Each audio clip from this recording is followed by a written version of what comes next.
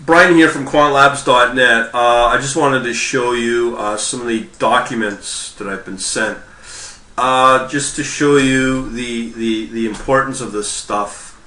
I just got this from my fellow YouTube subscriber on my channel. Today is Sunday, April 7th, and I'm only highlighting the date because it's Sunday. Normally I don't work on weekends, but when I saw this, I thought, holy crap, I better make a video out of this. I put up a video of all the listing of all the documents here that I'm about to show you. I'm just going to breeze through these PDFs so you get an idea of where we're going and what we could be potentially looking at. Right now, there's a few things. You got 7 documents. Now, these are all related around Simulink for FPGA with HDL coder, which is another toolbox from MathWorks for Matlab, and that is a way you can deploy from a Simulink model to deploy an FPGA solution. So what we're looking at right now are 7 documents and some PDFs from, obviously this one from Berkeley University, showcasing some interesting items. In here you'll find these sort of things where you get a model, which is a Simulink model, and then you can bang that out and actually basically build an FPGA solution on an FPGA board with this. So there's some interesting options here. Obviously, full description here on some of the stuff. As you can tell, it can get fairly complicated. Again, I'm not sure where we're going to be taking it. There's some obviously MATLAB code, blah blah blah blah. But the potential of this is literally huge, especially when it comes to trading for high frequency. Here's something like a fast Fourier. Don't ask me. I guess this is the what the hardware would look like. Now what I'm going to show you is this Xilinx piece of software, which is part of the FPGA process. This is a typical price you could be looking at, $1,000 to $1,300 for this product from Xilinx, which is one of the manufacturers of an FPGA board.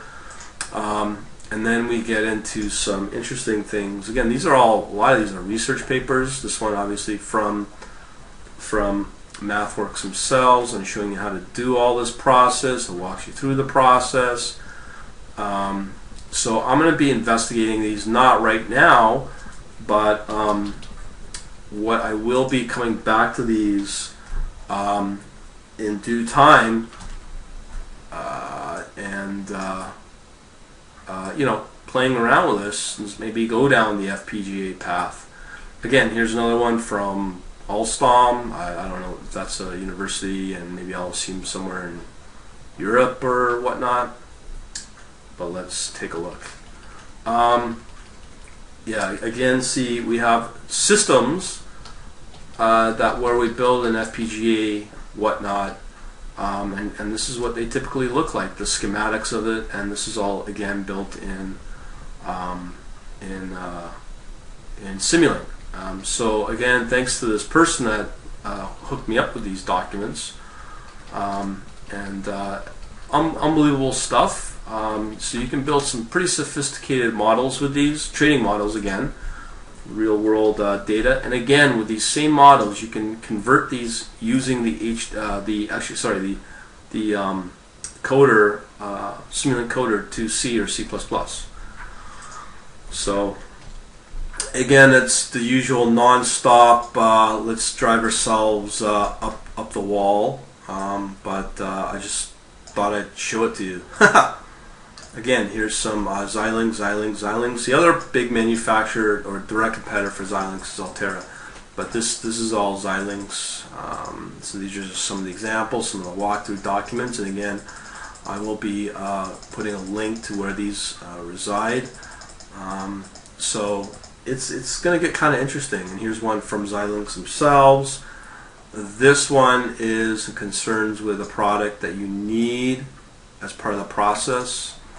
The system generated DSP, and and it's a totally separate product outside the Simulink process. So again, it's all built around Simulink. So this is from Xilinx, that is to be integrated with Matlab and Simulink.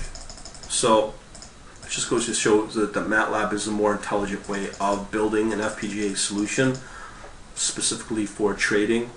Now, just for those that are fairly new and never seen Simulink, this is a typical Simulink model.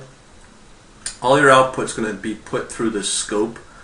So this is what it would look like in the Matlab session or the Simulink session. I've demoed some stuff like that, or given references for that in past videos.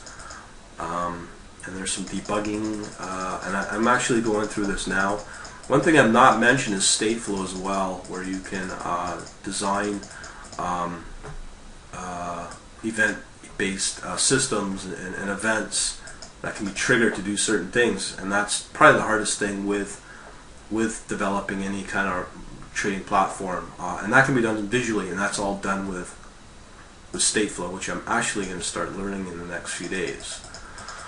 On and on it goes, and again, this is a typical hardware. Now the Vertex is a pretty high-end board. I've been told by this hardware guy that I'm hooking up with, one of my members who designs these things. Oddly enough, I'm just getting hooked up left and right with the right people, and I'm very fortunate for that, and very thankful that I have access to people like that. From my understanding, I think it's Vertex 7. This might be a mid-range board. So this is what it would physically look like, and obviously this is a manual on showing you how to work with it. And these are not cheap boards. This is typical sort of work you would do with an FPGA solution and a Simulink solution, or using Simulink as a tool to generate your FPGA solution. So I'm going to read it and blah blah blah. I just want to show people this. Just the potential of what's out there and what's being used and how it's being used and so on and so forth. This is actually the future of, well, I shouldn't say it's a future, it is the future of trading.